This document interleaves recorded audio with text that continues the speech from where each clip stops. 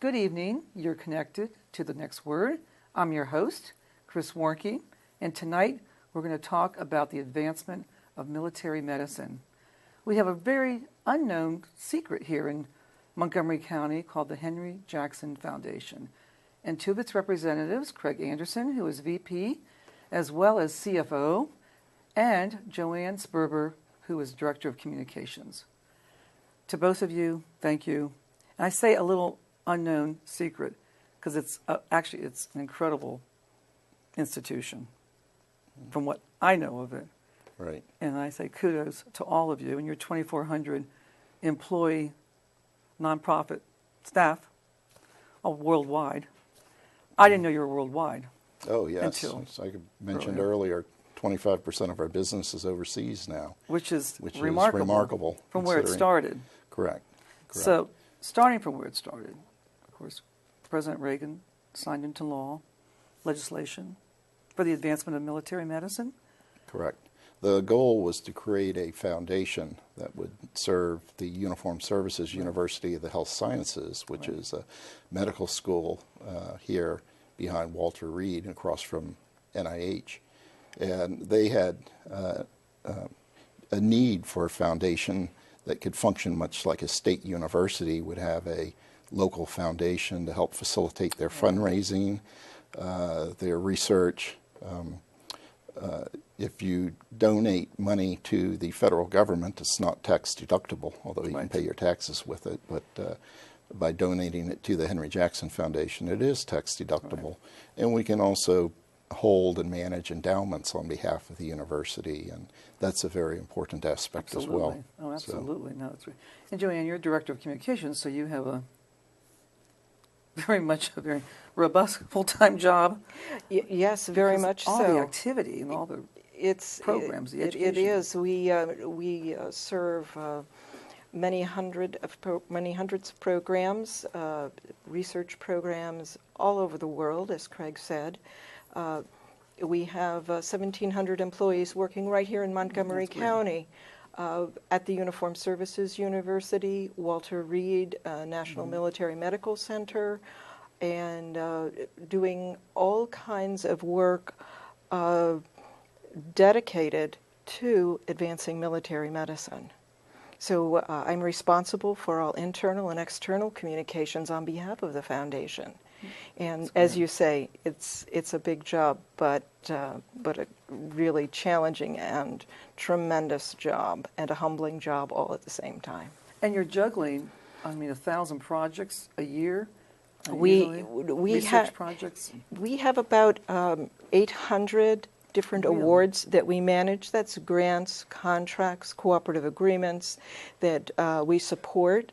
And so, yes, it's a very large portfolio. The research that we support is really across the spectrum. The obvious combat casualty care, but also reaching to cancer research, traumatic brain injury. So almost every facet of infectious disease, because that still can affect military forces. Absolutely. You have to have a healthy, ready, fit force. And so we are very involved in infectious disease research as well. It's a huge platform, just given that our military is worldwide, in every corner of the world, potentially. Our military impacted by and it's where troops are deployed. Right. No, and it's not always in a combat situation. A lot of times, it's frequently it's humanitarian assistance missions. It's some kind of support for our allies. So we have to be prepared medically as well as physically and in every way to deploy anywhere in the world that the mission takes us. So going back, because I know you've been in existence since 1983, legislation was what passed in 1983, and then authored by, at that time, Senator Henry Jackson, Scoop Jackson. Correct. And later it was named after him. Correct. The Henry Jackson Foundation. A few months after the legislation, Senator Jackson He passed died. away. That's right. He died. And then the foundation was renamed the Henry Jackson Foundation for the Advancement of Military Medicine. Right.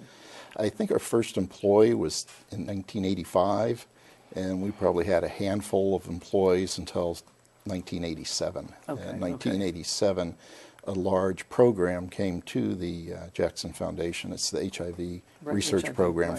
for the military, and that's when the growth really started to happen. And that's when John Lowe kind of Correct. John stepped Lowe in and came, became the director of in, HIV. headed Who's up now that your program. CEO. Okay. Correct. Correct. So that's been sort of a centerpiece of a lot of the research early on HIV, Yes. AIDS. And Yes, and that program has grown and expanded. They did a 15,000 patient trial, clinical trial Wow. in Thailand, and it was the first HIV vaccine trial that proved some efficacy of the vaccine that they had done. amazing. And so there are some additional trials ongoing now in Bangkok as a result of that. And then also that program has taken on a significant amount of PEPFAR work. PEPFAR is President's Emergency Program for AIDS Right. Relief that has gone on primarily in Africa. Right. And its So impact important. is amazing. Yes. Amazing. So. I know it's huge. And now I know that John Lowe, your CEO, he took the program initially worldwide to Germany.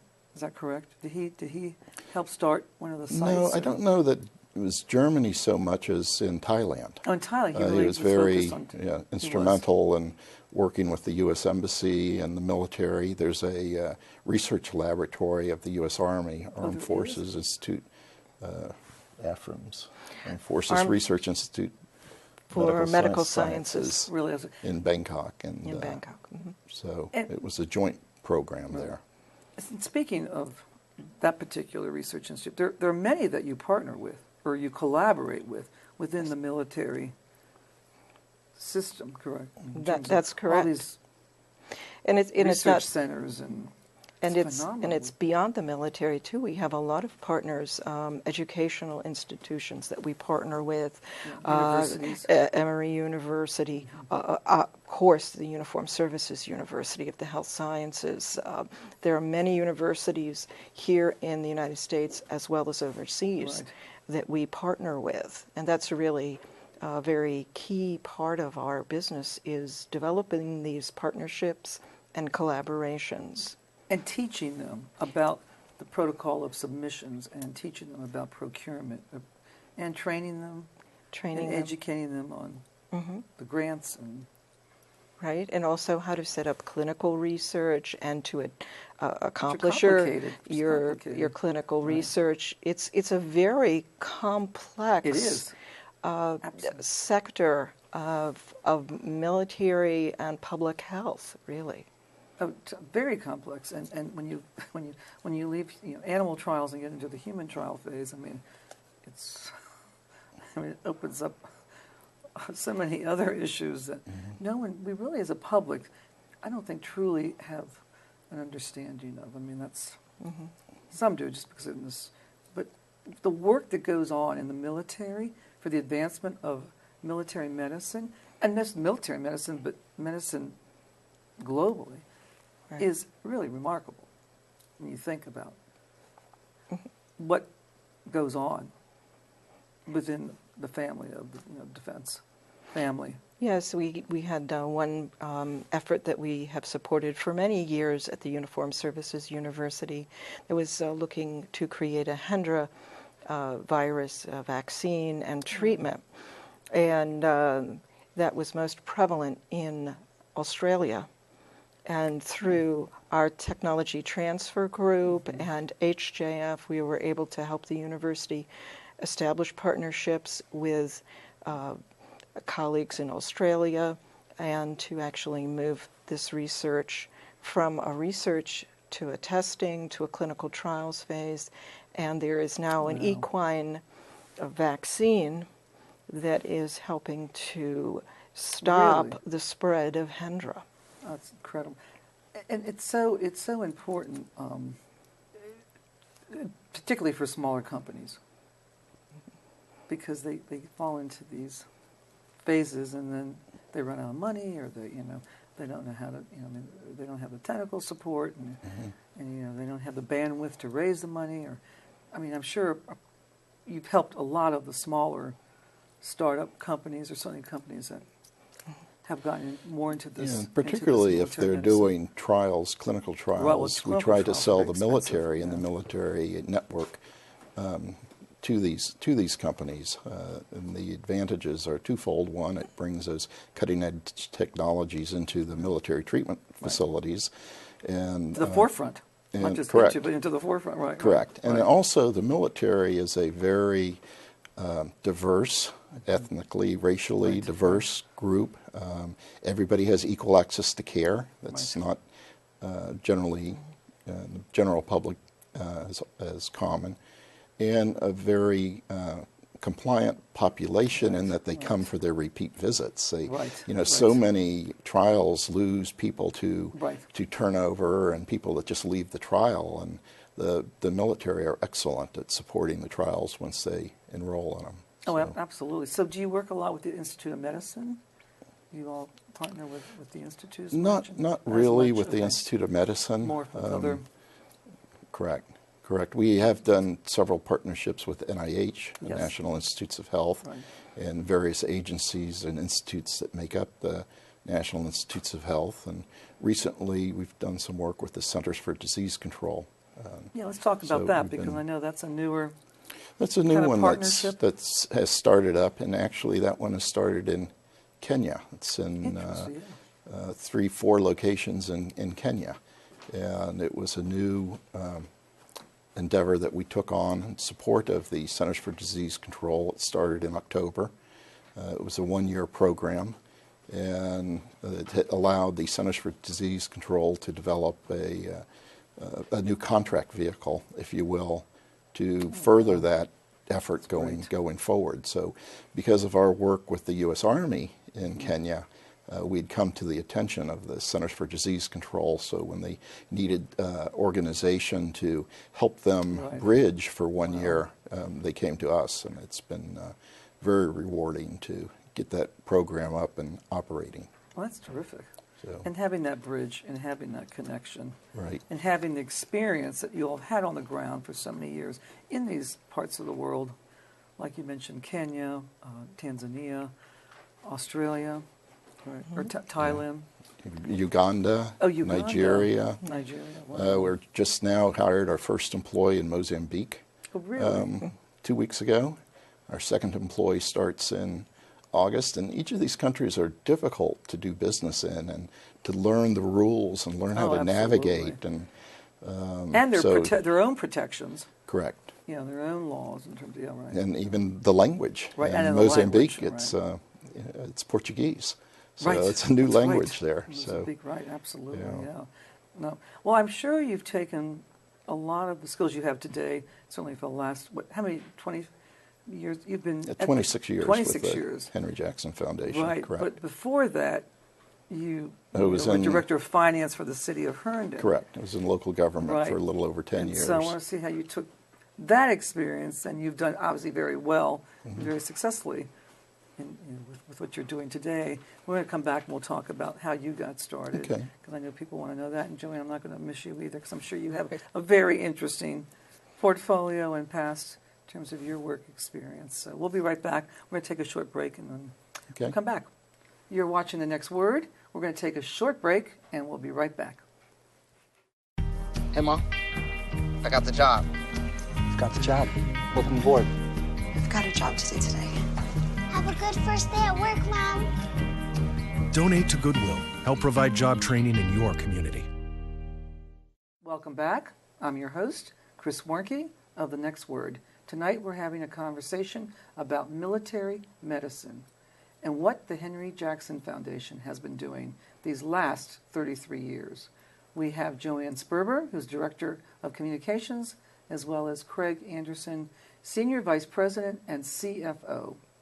And CFO, that carries a lot of weight. I mean, God, Craig, you have to carry all the finances. I tell my wife it's an easy job. job. Like, you just make sure more money comes in than goes out. That's all you have to do. comes in and it comes out. Yeah. As a nonprofit, you just Yeah, what's tricky are the government contracting Yes, I would think regulations that's and very tricky. rules, and each award has its own rules as well. Right. Each agency Has its different own rules. rules, Oh my so God, it's it's a there nightmare. are many layers of rules, and in that way we can help the military investigator navigate that right. that Well, system. you're hugely important, So and you're important to the military, but you're also important to the civilian, right, and population in if terms- a private company A wants private to come in company. and do business Yeah. with the military, Right. we help them navigate the military Absolutely. system to fund clinical trials as well. Well, so. that's tremendously important. And so, like I said when I started, like you're a unknown secret that we need to kind of to bring out your door. People will be knocking down your doors when they find out how you can be so helpful. But it's, I've heard about you for years, but I truly have a great appreciation. Rewarding mission. No, it's a very rewarding mission. And right So, in our backyard here, which is great. So, Joanne, I know you're the communications guru, and it's a full-time job, as we've talked about. Right. And so the programs are education, you're training, you facilitate contracts, you obviously facilitate research, collaborations on so many facets of research. Right, right. It usually starts when a military medical researcher comes to HJF and says, I have a great idea for some research I'd like to do, but I'm not quite sure how to go about doing that. Where can I find the funding? Could you help me with a proposal?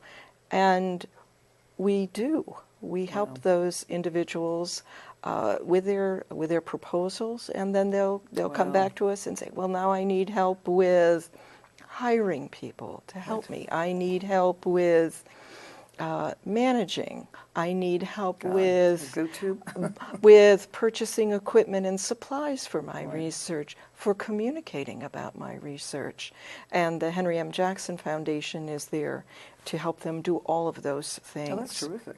So do you yourself, because you're a specialist in communications, you actually will help companies in terms of how they communicate to the public, to the media, to the agency? For several of our programs, we create brochures, annual reports that are very, very important to our researchers and to the programs we support. We will take care of scientific posters. So if a researcher needs to present his or her results, they can do so in a very effective way. That's terrific. So I know coming up in August, there's the Medical Research Symposium in Florida that's held every year, and thousands. I mean, I'm so impressed with the number of people who attend, but everybody from small startups to large companies involved in medical research. Do you all go down for that? I mean, you participate, right? Yes, we participate. Very much yes, so, very right? much so. Very much so. Last year, I think we had 6 or 8 people in attendance there, and it's very important for facilitating collaborations and talking with people and pulling together teams. Go from meeting to meeting to meeting. Right, It's just right. networking. And panels. Very informative panels. Correct. And yes. Yeah, it's leaders in military medicine discussing their issues, right. And it's very informative. And you have there's an exhibit hall, correct? Or people can. There are poster sessions. There are so poster as Joanne sessions, talked right. about these posters right. that we prepare, Right. We prepare many of those for the folks who present Oh, there. you do? Okay. Those are very impressive, John. I've been there. Oh, okay. And I was extremely impressed with just the whole overall 2-3 day conference. And there's an number exhibit of people there, space too. that Yes. in HJF, the Henry M. Jackson Foundation is there exhibiting and talking to our clients, our future clients, our partners and future partners. So it's a very, very full few days in August during that symposium. Through a number of I know I've worked with people like Dr. Terry Rausch and others who I know it's it's a lot of planning that goes into it. And Yes. Following, but it's all the work following, which is so important. So it's something that Everybody we wants to should- talk to Terry. Everybody wants to talk to Terry. Right? We all want to talk to Terry. He's terrific. I mean, he's great. But no, this is for your background, though, Joanne. So you came out of communications. You've been there 8 years. I the have been foundation? at the Henry M. Jackson Foundation for 8 years. Previously, I was with the Nuclear Energy Institute in Washington, D.C., and that may seem like a disconnect, No, but there's a but connect there. actually there's a It's a very strong connection Absolutely, yeah. in military Medicine, and nuclear right. energy through the nuclear navy. Right, right. So there was a very strong military connection there. And when a friend of mine heard about the opening for a director of communications at the Henry M. Jackson Foundation, he contacted me and great. said, Joanne, I think they really need a strong communicator. Are you interested? And I applied, and here I am, Today. 8 years plus. Right, which is. But are you from this area? Originally, I'm from upstate New York, but Okay. I've lived in Montgomery County now for 19 years. People never go back, right? We never go back. Of course, I was born here, so I can't say that. I'm a native, but I think once you come here, you know, it's just so exciting. I mean, just the work that gets done, and just look at what you all do, you know, which impacts the world. It's just exciting to be here, and once you come, I don't think. You don't Yeah, I wanna think leave. people sometimes don't know or understand how so much of the medical research can actually start in the military. Oh, it does. I mean, And it and the- finds and the its way government, to and the government and finds its way to the civilian world, and it's really a wonderful, inspiring story. Oh, it is. And I mean, I started my career in the government. And I know, not that I was involved in any of the Jumpstart research, but the research that was done at that time, the benefit is tremendous in today's world on recycling and environmental sustainability. And everything, I think the government just funds tremendously important research. But they do need help, and they do need help. People need help to navigate through the process because it's a very tedious. And One it's is we all very know, and difficult for investigators to obtain funding. And it is It's- difficult, so right, it's, right. You know, it's So you marry them up. So you try to identify potential funding. correct. Tools. In different ways In for different different ways. groups. The faculty Right. at the Uniformed Services University is very adept at Right. submitting Right. proposals I'm sure they across are. the They're very street to adept, the NIH and other places. Right. But Right. again, the funding lines have gotten tighter and tighter as money has gotten tighter. Oh, absolutely. And so it's difficult. It's very difficult. So. But can you use any of the private funding through, venture capital funds and others to kind of assist? I know there's. Well, we've done a bit of that, Yeah. but it's Is that generally done with more new than- technologies, Right, with right. small biotechs, Right. with companies that want to conduct clinical trials within the military healthcare system, or it's a technology that we are trying to license from a federal laboratory okay. to a biotechnology company. Right. Oftentimes they're earlier stage technologies, so you tend to go with the smaller companies. Right. One of our successes was in this area with MedImmune. That was actually a MedImmune, technology that the Henry Wow. Jackson Foundation licensed Really? from the Uniformed Wow. Services University to MedImmune. Wow, that's amazing. And, built that company on that technology. So, And look at where it is today. correct, Wow. correct. And you have so many in this county, certainly, but of course nationally, but also worldwide.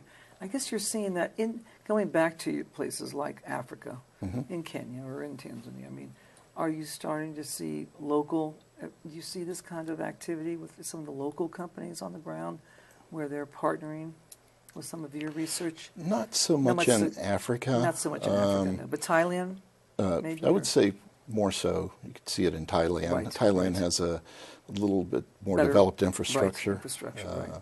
than some of the places in Africa. Unfortunately, because a lot of infrastructure Africa, a issues, lot right. of the work is either in HIV Right. or, infectious diseases, Right, malaria. right. Malaria is a huge problem in Huge Africa. problem, yeah. And then... I thought we were eradicating malaria. I guess we're not. no. And now we got Zika. Yeah, that's a new one. Yeah. And Ebola And pops Ebola. up from time to Yeah, time, too. right. So, Yeah, but so the focuses around the world are some pockets in Africa. mm-hmm. You got Thailand. You mentioned Australia, Joanne. Other areas that. Well, wherever the U.S. military is and goes or deploys, Okay. and one of our top 20 programs is work with the Center for Disaster Medicine and Humanitarian Assistance. Right. And that's taken us to many different places based on either natural disasters or other crises that have happened. So humanitarian. Right. Is that through issues. is that the overseas humanitarian account through the Department of Defense? It's set up Department under. of, That was something that correct. was set up under. Was it President George W. Bush? I mean, I know that was quite a good program, and I don't know what's occurred, but I know that a lot of it's humanitarian. Yeah, and some of that money comes from the Department of State to yes, it does. Department of Defense does. as well. Right. In Africa, the largest program again is the President's Emergency Program for AIDS Research, and that's just doing tremendous work. They are doing tremendous work, and the population there. So right, no, it's kudos to the Henry Jackson Foundation because. Well, and to the U.S. Really. government for and our funding U.S. government, that. right, Just for funding it. amazing. No, I mean, and like I said, I don't think people understand. They just don't know. It's something that we need to get right. the messaging out to, and so Right. I'm really grateful that you both are here. And I'd like to know, Joanne, if anybody wanted to look at the website or. Oh, certainly. You can find our website at hjf.org. Yeah. We have a Twitter feed that you can You do? subscribe Okay. to. We are on LinkedIn and Facebook, and you can find all of that on our website. So I encourage our citizens here in the local area to do that. And I know for the young people, I mean, people going into research, and here certainly there's so many opportunities, and I'm sure you've tried to bring a lot of the younger great minds into the. We are working to bring more young people in. I find that when I talk to younger workers, younger employees, prospective employees, they're really very interested in giving something back and in participating in something that is larger Meaningful, right. than themselves. Yeah. And so I think that the Henry M. Jackson Foundation is a great fit Encompasses all of that, right. for them, and we have open positions right now, and we have many open positions right now, both here in the Montgomery County area and indeed around the world, and all of those are on our website as well. And that's terrific. if we have researchers, administrators, communicators, all kinds of jobs, all kinds of people that we are recruiting, and if they would care to give us a look, I think they'll be favorably impressed with our dedication to our mission. Well, thank you. I know, and I've been favorably impressed for a long time. Well, thank you and very thank you much, both, Chris. really. It's been great, and come back, and we'll have to have another, and get Mr. Lowe to come. Okay, Your sure. CEO. Sure, he'll enjoy it. Great. Thank you. You've been watching The Next Word. You can see us on Tuesdays at 9 and Wednesdays at 6. Have a great evening. Good night.